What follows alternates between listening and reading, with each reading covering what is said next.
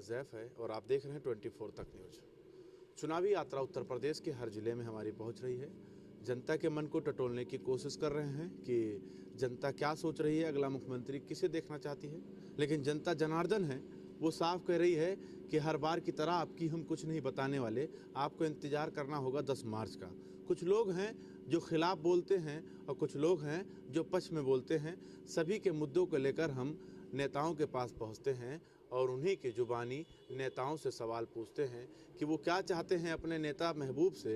यही सोच लेकर हम नेता के पास पहुंचते हैं और सवालों को पिरोकर धीरे धीरे हम सवाल पूछते हैं। तो मैं आपको बता दूं इस वक्त मैं कहां पर हूं। ये जिला सुल्तानपुर है और जो विधानसभा क्षेत्र है वो भी सुल्तानपुर है और हमारे साथ जो मौजूद हैं समाजवादी उम्मीदवार अनूप सांडा जी हैं। अनूप सांडा जी के बारे में अगर हम बात करें तो 2007 से 2017 तक आप ही का कब्जा इस सीट पे रहा है।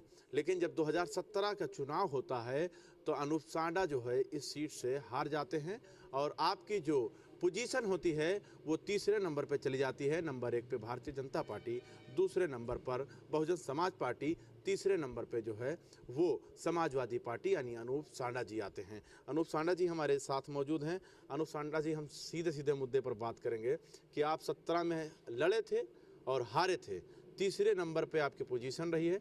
आपकी 2022 में आप किस तरीके से तैयारी कर रहे हैं?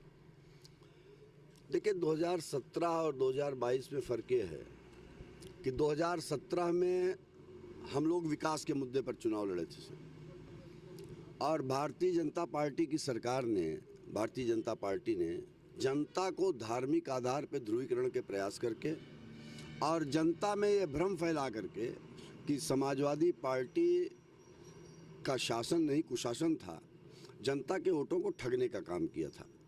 5 वर्षों में जनता ने भारतीय जनता पार्टी के अहंकार को, तानाशाही को, कुव्यवस्था को और जन विरोधी नीतियों को झेला है। और ये वजह है कि इस चुनाव में लगातार मुझे महसूस हो रहा है कि जनता पूरी तरीके से भारतीय जनता पार्टी से छुटकारा पाना चाहती है और वो मात्र समाजवादी पार्टी की तरफ आशा भरी निगाहों से देख रही है। और अगर बात किया जाए इस सीट की, जिस सीट से आप चुनाव लड़ते हैं और इससे पहले आप विधायक रहे हैं, 2 बार विधायक रहे, तो इस सीट पे मेन मुद्दा क्या रहा है हमेशा? देखिए, भाजपा का मुद्दा तो एक ही रहता है हमेशा, हिंदू मुसलमान, मंदिर, पाकिस्तान। यहाँ के जो प्रत्याशी भारतीय जनता पार्टी के हैं वो जो पहले दिन उन्होंने नामांकन दाखिल किया था तो उन्होंने मेरे विकास पर सवाल उठाए थे। अब वो विकास पर सवाल उठाना उन्होंने बंद कर दिया है। आज उन्होंने जो बोला है उसमें वो मंदिर मस्जिद की बात आ गई है, समाजवादी पार्टी गुंडों की पार्टी है ये बात आ गई है और पाकिस्तान से हिंदुस्तान को खतरा है ये बातें आ रही हैं। तो अंतिम जो परिणति भारतीय जनता पार्टी की होती है, जब कोई सहारा नहीं मिलता तो फिर वो उसी मुद्दे पर आते हैं। तो उसी स्थान पर भारतीय जनता पार्टी पहुंच चुकी है और इसी आधार पर चूंकि जनता ने इस शासन की वास्तविकता को झेला है और देखा है। अकेले छुट्टा जानवरों का मुद्दा ऐसा है कि ग्रामीण क्षेत्रों में किसान बुरी तरीके से त्रस्त हैं इससे और आक्रोशित हैं। अकेले छुट्टा जानवरों का ऐसा मुद्दा है कि जिसके ऊपर जनता ये मन बनाए हुए, किसान ये मन बनाए कि शासन को जाना ही चाहिए। और मेरा पूरा विश्वास है, जो जितना मेरा राजनीतिक तजुर्बा है और जितनी मेरी समझ है, कि इस बार भारतीय जनता पार्टी की सरकार बुरी तरीके से पराजित होने वाली है। लेकिन वो तो साफ कहते हैं राज तिलक की करो तैयारी, आ रहे हैं भगवादारी, और कारण साफ है कि रोजगार दिया है, गड्ढा मुक्त किया है और सबसे बड़ी बात है किसानों की मदद की है। देखिए, झूठ का जवाब हम झूठ से तो नहीं दे सकते। भारतीय जनता पार्टी अगर झूठ का कोई ओलंपिक हो तो उसमें स्वर्ण पदक, रजत पदक और कांस्य पदक तीनों जीत लेगी, क्योंकि झूठ बोलने में उनके जैसी महारत किसी में नहीं है। आप सुल्तानपुर में चले जाइए, सुल्तानपुर की सड़कों की असलियत आपको सामने आ जाएगी। यहाँ से राष्ट्रीय राजमार्ग है, सुल्तानपुर से आजमगढ़ राजमार्ग, उस पर जाकर के देख लीजिए। यही चीज़ तो हम जानना चाह रहे हैं कि अगर आपने कार्य अच्छा किया है तो 2007 से लेकर 2017 तक आपका कब्जा क्यों समाप्त हो गया? जनता ने क्यों नकारा आपको और ऐसे नकारा कि तीसरे पोजीशन पे लाके आपको खड़ा कर दिया था? देखिए, हम 10 साल से विधायक थे और समाजवादी पार्टी की सरकार थी, और मैंने शुरुआत में कहा कि भारतीय जनता पार्टी ने एक माहौल ऐसा बनाया हुआ था कि जिसमें जनता के मन में ये भ्रम पैदा हुआ कि समाजवादी पार्टी के जो विकास कार्य हैं उन विकास कार्यों का कोई अर्थ नहीं है। भारतीय जनता पार्टी समाजवादी पार्टी से कई गुना बेहतर प्रशासन, कई गुना बेहतर सरकार और कई गुना बेहतर कानून व्यवस्था की स्थिति देगी। लेकिन आज आप भी जानते हैं इस बात को कि ये सरकार झूठे दावे करती है। उत्तर प्रदेश में 2021 में जब कोरोना की दूसरी लहर आई थी तो कोई जनपद, कोई गांव ऐसा नहीं रहा होगा जहां के 2-4 लोगों को ऑक्सीजन की कमी से मृत्यु के घाट न उतरना पड़ा हो। लेकिन इस सरकार ने उत्तर प्रदेश की विधानसभा में ये बात कही कि एक भी आदमी पूरे उत्तर प्रदेश में ऑक्सीजन की कमी से नहीं मारा गया है। इससे बड़ा झूठ कोई हो सकता है क्या? आप सुल्तानपुर में घूम लीजिए और देख लीजिए कि सड़कें कैसी हैं। शासन कहता है कि सारी सड़कें गड्ढा मुक्त हो गई हैं। किसान खेतों में रो रहा है अपनी फसल की बर्बादी देख करके। शासन कहता है कि किसानों की आमदनी दूनी कर दी है हमने। तो झूठे दावों का जवाब जनता ही दे सकती है। झूठे दावों का जवाब हम झूठे दावों से तो दे नहीं सकते हैं। हमारी हार की वजह ये थी कि जनता के मन में भ्रम पैदा हो गया था कि भाजपा बहुत बेहतर शासन देगी, और उसने देखा कि भाजपा पूरी तरीके से फेल। मैं मानता हूं कि आप हारे और 2022 में आप पूरी ताकत झोंक रहे हैं, आप जीतने की पूरी कोशिश कर रहे हैं, लेकिन अब आपके सामने लड़ाई कुछ अलग आके खड़ी हो गई है। जैसे कि अगर बात किया जाए तो आपके सामने बहुजन समाज पार्टी भी है, आपके सामने भारतीय जनता पार्टी भी है, और सबसे बड़ी बात है जिस वोट से हमेशा समाजवादी की जीत होती थी यानी मुस्लिम समाज से, वो इस वक्त उसको मनाने के लिए, उसको समझाने के लिए ऑल इंडिया मजलिस इत्तेहादुल मुस्लिमीन भी आपके सामने खड़ी है। तो आप बताइए किस तरीके से आप चुनाव जीतने की बात कर रहे हैं? देखिए, जनता इस बात को समझ रही है कि जिस MIM की आप बात कर रहे हैं वो MIM क्या वजह है कि समाजवादी पार्टी के खिलाफ ज़्यादा बोलती है और भारतीय जनता पार्टी के खिलाफ कम बोलती है। जनता वोटकटवा पार्टियों को वोट इस बार नहीं देना चाहती है। जनता के मन में कोई भ्रम नहीं है। तो इस तरह तो बीजेपी भी हमलावर रहती है समाजवादी पर, तो इसका क्या माना जाए कि मतलब क्या वो भी टीम है? नहीं, बीजेपी तो हमारी सीधी खिलाफ पार्टी है। तो और जो उनका यही साफ कहना है कि मैं समाजवादी से सवाल इसलिए पूछता हूं कि बचपन से लेकर जब तक हमने अपनी ज़िंदगी को गुजारा है मैंने वोट समाजवादी को दिया है, इसलिए वो सवाल पूछते हैं। नहीं, ये सवाल मुसलमान नहीं पूछ रहा है, ये सवाल MIM के नेता पूछ रहे हैं।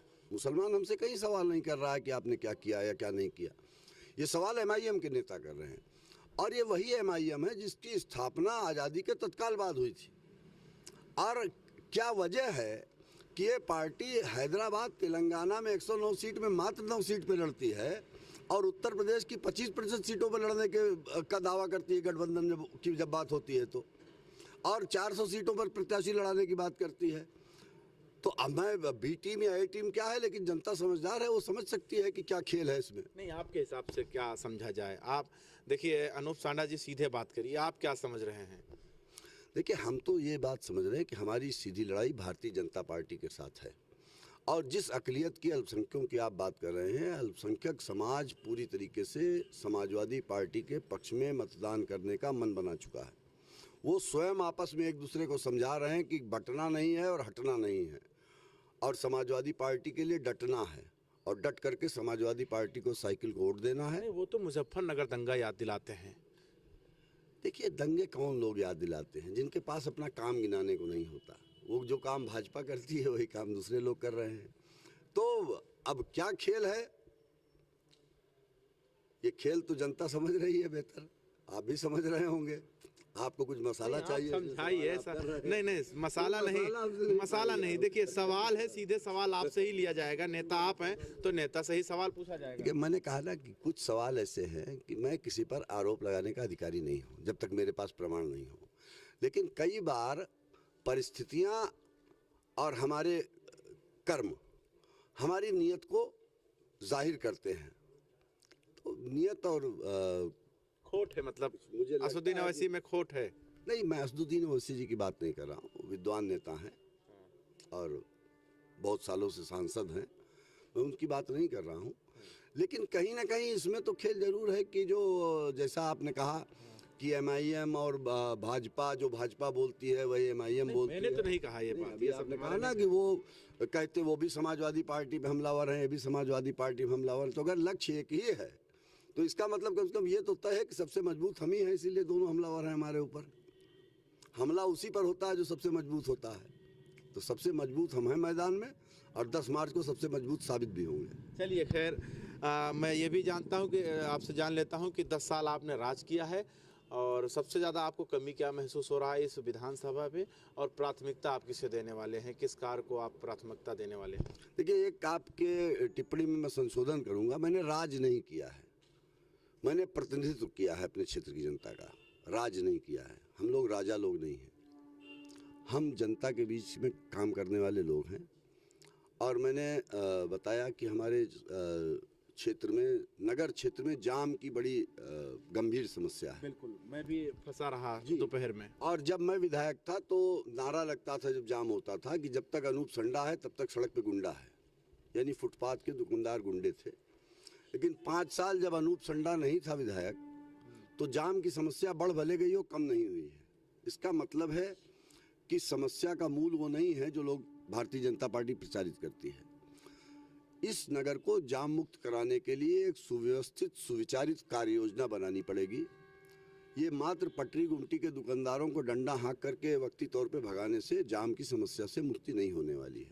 हमारे पास पूरी एक कार्य योजना है, जिस कार्य योजना को लागू कराने के लिए 5 साल का समय हमको कम पड़ गया था, और उस फाइल को वहीं से शुरू करेंगे जहां पे हमारी फाइल रुकी हुई थी। और निश्चित मुझे विश्वास है कि इस कार्यकाल में इस शहर को जाम मुक्त करा करके खूबसूरत सुल्तानपुर देने में हम कामयाब होंगे। चलिए, बहुत बहुत शुक्रिया। हमारे साथ अनूप सांडा जी मौजूद थे, बहुत धन्यवाद। जिनसे हम बात कर रहे थे और कोशिश ये कर रहे थे कि जो जनता सोच रही थी कि मेरा सवाल अनूप सांडा जी से कोई एक पत्रकार ज़रूर पूछे, तो मैंने उस सवाल को पूछने की कोशिश की और आप तक मैं पहुंचा रहा हूं। अगर आपको बेहतर लगे तो जुड़े रहें और देखते रहें 24 तक न्यूज़। कैमरामैन चांद के साथ मैं मोहम्मद ज़ैफ, लखनऊ।